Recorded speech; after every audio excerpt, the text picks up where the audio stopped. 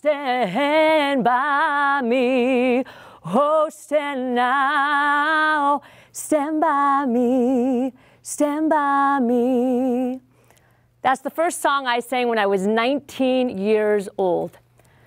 I was on stage with 39 performers, and we were preparing because in just a few hours, we were going to do a show for 100 CEOs and executives. As we were practicing, the director at the time, he noticed that there was a young man on stage who wasn't wearing any shoes. So he stopped everything, and he asked the young man, "Where are your shoes?" And with embarrassment, he looked down and he said that he had forgotten all of his performance stuff. Now, if you know anything about performing, you know that this is a big no-no, and the director at the time was not having it. So he told him that if he didn't find shoes in the next hour, he was going to cut him from the show. And this not only would have affected him, but the other 39 performers who would have to relearn the show in just a few hours. So when we got done, we went back into the green room, and the CEO at the time walked in and headed directly over to the young man. And I stopped everything because I wanted to know what was about to happen. Was he going to get cut from the show? Was he going to get reprimanded? No. The exact opposite happened. The CEO put his hand on the young man's shoulder. He bent down. He took his shoes off. He gave them to the young man to perform in. And for the next 5 hours, he walked around barefoot with the rest of the CEOs. That one moment changed my life forever. An organization that I thought I was only going to spend 2 to 3 years with, it ended up being in my life for 16 years. That was just one example of the great company culture and leadership that existed in the organization at that time. Today, individual well-being is at an all-time low, and it's coupled with workplace dissatisfaction. There's a constant push and pull between companies, leaders, and their people. People want more from the companies they work for, and companies want more from the people that they hire. But last year alone, 3.5 million Americans, they quit their job every single month. And 50% of the American workforce say they feel disconnected and unfulfilled, and the other 20% say that they feel flat out miserable. So the big question, the reason why I'm standing in front of you today, how do we enhance company culture so that it effectively supports individual and company well-being? How do we create the handshake so that we're better together? The company that I founded, Rise Up For You, works daily to solve this problem and find sustainable solutions. But today we see massive confusion between company culture and cosmetic culture.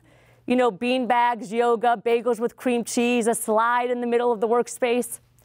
But research shows that if we really want to create sustainability and growth in a company, then we must spark deep transformation within the people.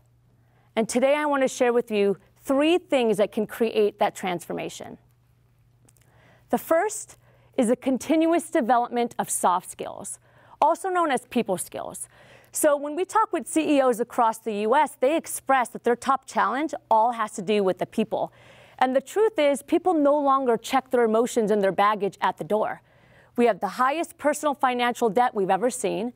The health of Americans continues to decline. And the suicide rate amongst young adults and working professionals like you and I is the highest it's been since World War II. People bring their pain, their challenges, and their stresses to work with them. And that's not including the learned behaviors and the triggers that they've already accumulated in their life. It affects how we show up, how we talk to people, how we react, and most importantly, how we lead one another.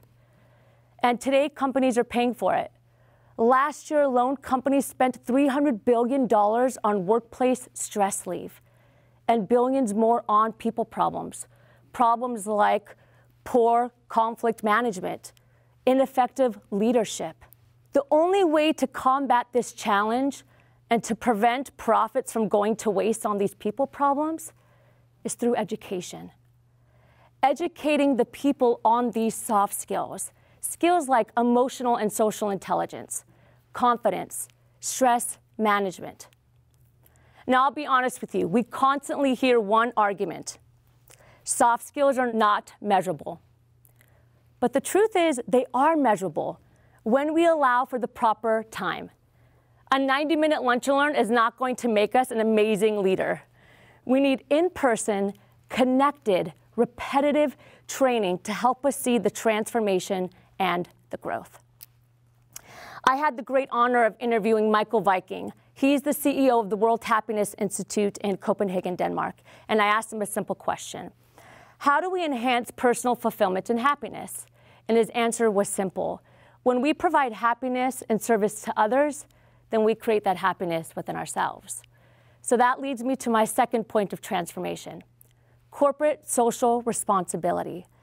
This is a hands-on approach to volunteer work, ethical business practices, and philanthropic work in the community that not only supports society initiatives, but it helps team building and it enhances the personal fulfillment of your employees. And last, my personal favorite: people before the product. When I was 27 years old, I was at work, and I received a phone call from my elder brother. He had told me that my father had just passed away suddenly. My leaders and the CEO at the time, the same CEO that I talked about earlier, they put me in a car, and they drove me to the hospital to be with my family. And even though we were in the busiest season of the year, they sent 35 team members to honor my father's life at his funeral. A few years later, my mother was suddenly diagnosed with stage 4 cancer. They allowed me to work remotely for 11 months, even though I was the lead on multiple projects. And unfortunately, she passed away. And again, they sent 35 team members to honor my mother's life. And the entire executive team, including the CEO, showed up to support my family in life. The company and my leaders, they put me first. And because of that, as an employee, I put them first. Today, we talk a lot about work-life well-being, but the truth is, work is a part of us, and we are a part of our work. Companies and people, we all have the same common denominator. We exist in a world that is constantly changing, emotionally, physically, financially, and now more than ever, technically. When companies provide the continuous development of soft skills, corporate social responsibility, and they put their people first, they are consciously creating a handshake with their people. We can no longer live in a world full of cosmetic culture and quick fixes. If we want to see sustainable growth and change in the workplace and in our society, then we must educate, inspire, and commit to the one thing that companies need in order to exist. It's people. Thank you.